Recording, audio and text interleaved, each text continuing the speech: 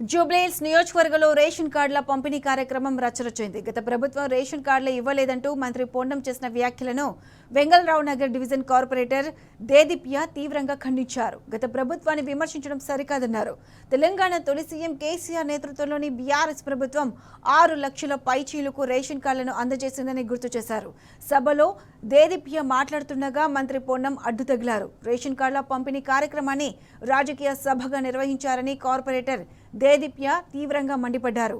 నియోజకవర్గానికి సంబంధం లేని వ్యక్తులను సభా వేదికపై కూర్చోబెట్టారని ఫైర్ అయ్యారు. గత ప్రభుత్వాన్ని విమర్శించడం తప్ప కాంగ్రెస్ పార్టీ ప్రజలకు చేసిందేమీ లేదన్నారు కార్పొరేటర్ దేదీప్య.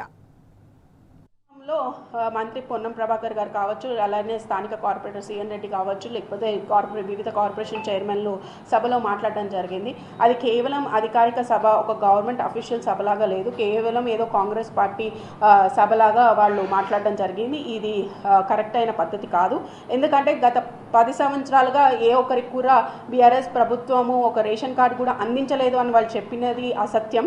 ఎందుకంటే సుమారు 9,68,000 రేషన్ కార్డులు పబ్లిక్ యావత్ రాష్ట్రం అంతా కూడా అప్లై చేసుకుంటే అందులో 6,39,000 మందికి మనం గత ప్రభుత్వం 10 సంవత్సరాల కాలంలో మేము ఇవ్వడం జరిగింది. అది అందుకున్న జనాలందరికీ కూడా తెలుసు. అది ప్రతి ఒక్కళ్ళు కూడా ఏదైతే సంక్షేమం తీసుకున్నారో బీఆర్ఎస్ పార్టీ నుంచి కానీ బీఆర్ఎస్ పార్టీ ప్రభుత్వంలో ఉన్నప్పుడు సంక్షేమం అందుకున్న ప్రజలకి తెలుసు.